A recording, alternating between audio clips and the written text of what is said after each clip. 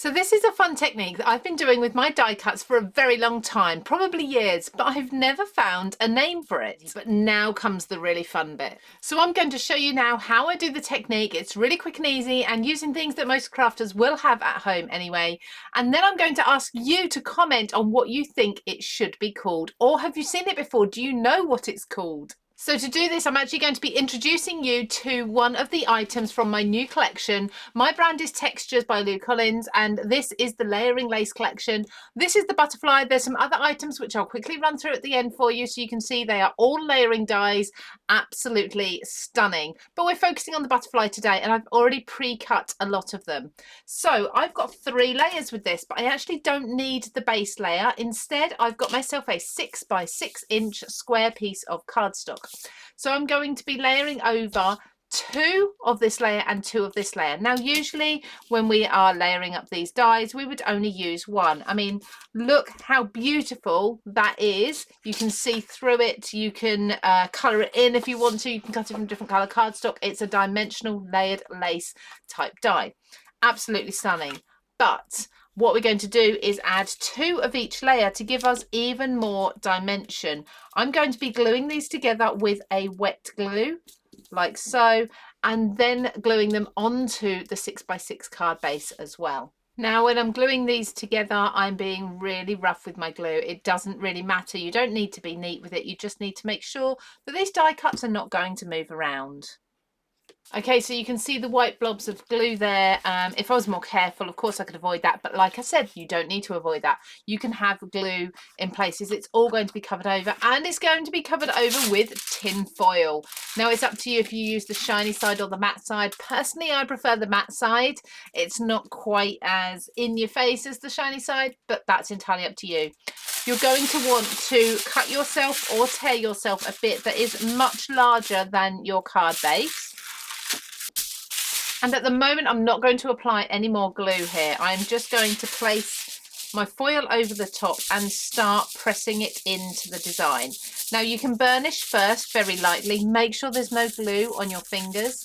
And as I do this, you'll see the shape of that butterfly starting to appear. Now I appreciate, I've actually got some lights on here that are really quite bright, but you know, you'll be able to see that much better in your own craft room.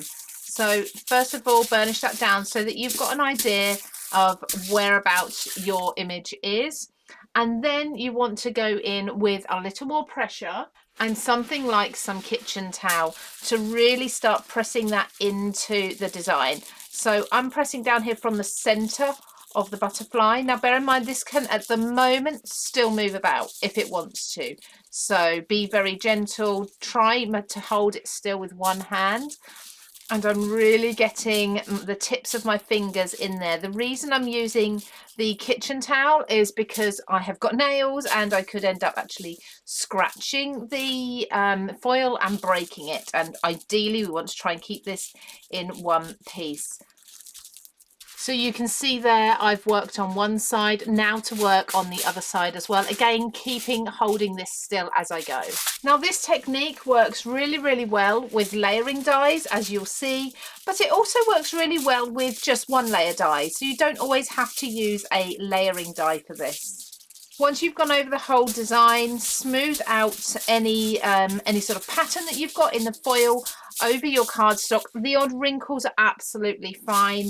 And then we're going to fold this over on itself. So now start to fold it over the edge of your cardstock.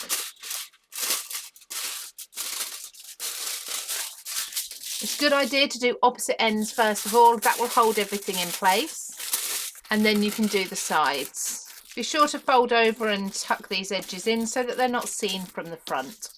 Now that's all secure, you can go back over your foil once more with your tissue, just pressing in, making sure that you didn't lose any of the detail whilst you were folding that over. Look how beautiful that's looking already, but now comes the really fun bit. So time to bring out the black paint. Now this can be done, if you wish, in a slightly different way with something like your black Stays On ink pad. And what you would do is you would brush over the surface and that would pick up on the raised areas. This is going to have the opposite effect of what we're going to do with the paint. With the paint, we're actually going to wipe it off of the raised areas, leaving it in the indentation. So it's really up to you which style you prefer. But I'm going to just put a really large blob into the center of the foil, and I'm going to use a paintbrush to just smear that out. Now the paintbrush I'm using is a really soft one. I want to get it in all of that detail as much as possible without damaging the foil. Obviously the foil is still a little bit delicate, so you want to be careful of that. And I'm also going to bring this paint outwards to the very edges. This paint is an acrylic paint. It's going to dry really quickly as well, which is perfect for us. That's what I want, because I don't want to be waiting around, and we want it to partially dry before we do the next step anyway. So by the time you've brushed it very lightly, like I say, gentle touch and different direction strokes as well, not just one, dabbing and stroking, and then hopefully the center will be almost dry there. So I'm just doing some swishes in different directions, as I say, just to try to give that some texture. There we go. Now I'm going to give that just a few minutes to continue drying. Okay, so as not to waste anything, I'm actually going to be coming back to the kitchen towel that we used earlier. And this is still a little bit damp, but it's kind of touch dry. It's starting to go matte around the edges, which is what we want. That shows it's dry. And I'm going to start brushing off with the kitchen towel of the raised areas. Now you'll notice as soon as you get a bit on there that you're just really smearing it around. So you're going to want to keep turning that over until you've got a clean piece. Brush a little bit more off, and don't worry if you're catching the edges as well around the outside of the butterfly. That's great. That's sort of picking up on those wrinkles, and you can really start to see this butterfly coming through. And you can keep repeating this now, just brushing off the surface there until you've got the look that you like. Now whether or not you go really back to the shine of the foil or whether you keep it still a little bit distressed, entirely up to you. You can keep polishing it and buffing it up until you're happy.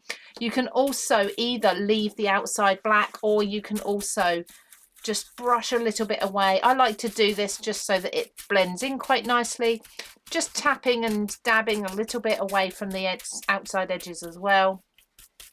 And then lastly, very lastly, a very clean bit, and just polish the top surface here one last time. There we go. I think that's absolutely perfect. The edges may still be damp, so don't forget that. You will need to just pop it aside to dry, but look how cool that looks. Now, if you want to take that one step further, you could take some brown paint, maybe some embossing powders, maybe some patina colours as well, and make it really look like it's tarnished or rusted metal. But otherwise, that is just an absolutely beautiful background that you can be putting on your cards. And I'd love to know in the comments now what you think this technique should be called. Now before we go, I want to just very quickly show you a few more cards made with this collection, as it is brand new. So we have got some beautiful other designs here. So here I've got the posy, and we've got the wreath as well. You can really see that layering effect. Absolutely perfect for wedding cards, for sympathy cards, for new baby, for birthday, absolutely anything. I adore this one. I did this on a Facebook Live recently, and we've actually got the rainbow colours and the see-through as well into the card base. Just white on white looks stunning, and they are so quick to put together. But we've also got under here the embossing folder. It's a 3D embossing folder too, and then we've also got some stamps, and we've got the numbers that layer up also, and as you can see they are large numbers, so as well as the butterfly there, and a slightly different style to the one we've done today.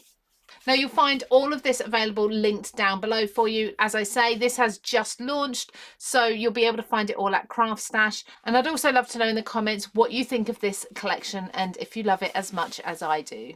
So thank you for watching, everybody. I hope you've learned something. I hope I've inspired you. And if I have, don't forget, of course, to make sure you are subscribed to this YouTube channel. And I'll see you again very soon. Take care, everybody. Bye-bye.